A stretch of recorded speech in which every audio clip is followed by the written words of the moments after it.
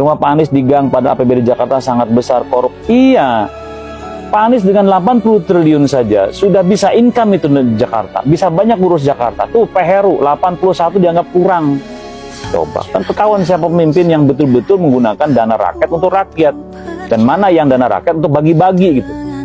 Selalu kurang saja, makanya utang kita ini mau 1.000 triliun, 10.000 triliun, 2.000 triliun selama dikelola orang-orang yang rakus kekuasaan yang tidak bisa mengelola keuangan negara, nggak akan cukup.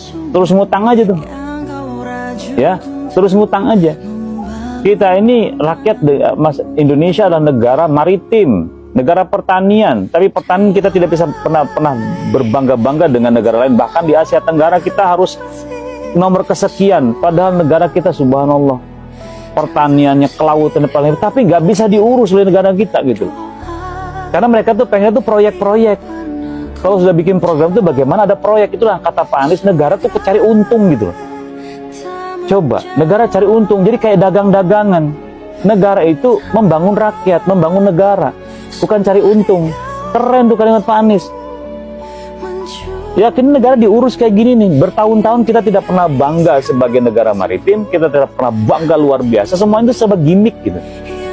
Buktinya petani-petani kita harus teriak-teriak masalah pupuk karena nggak pernah diurus.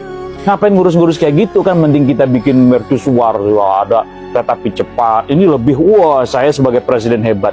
Tetapi rakyat yang begitu itu nggak diurus, karena nggak kelihatan. Pemerintah tuh kayak cari perhatian gitu. Padahal rakyat kita tuh masih banyak yang butuh perhatian, masih banyak yang itu kurang gizi. Nah sekarang gini, kurang gizi itu, akhirnya ternyata harus diberi makan.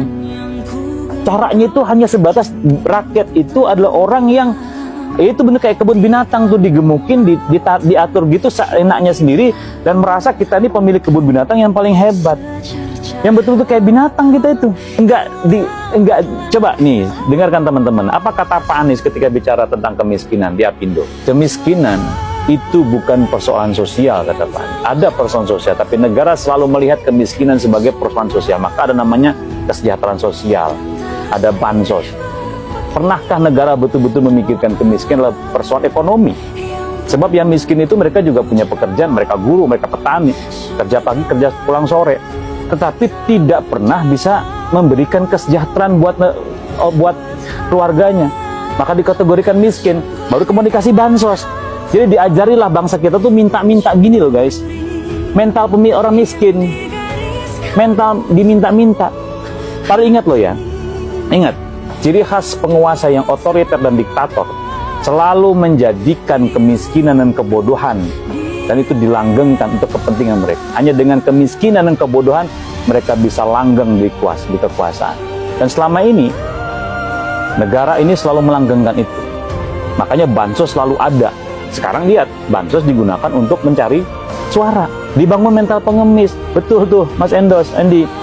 Mental pengemis bangsa kita. Coba Pak Anies enggak. Pendidikan jadikan investasi, kata Pak Anies. Kemiskinan tuh jadikan persoalan ekonomi, bukan persoalan sosial. Maka namanya bansos plus. Keren pemikiran beliau itu ya, masuk akal, serius. Makanya kalau nggak nyampe pemikiran Pak Anies, saya tahu kalian bukan otaknya yang jalan tuh, dengkulnya yang jalan, serius. Hatinya juga ketutup.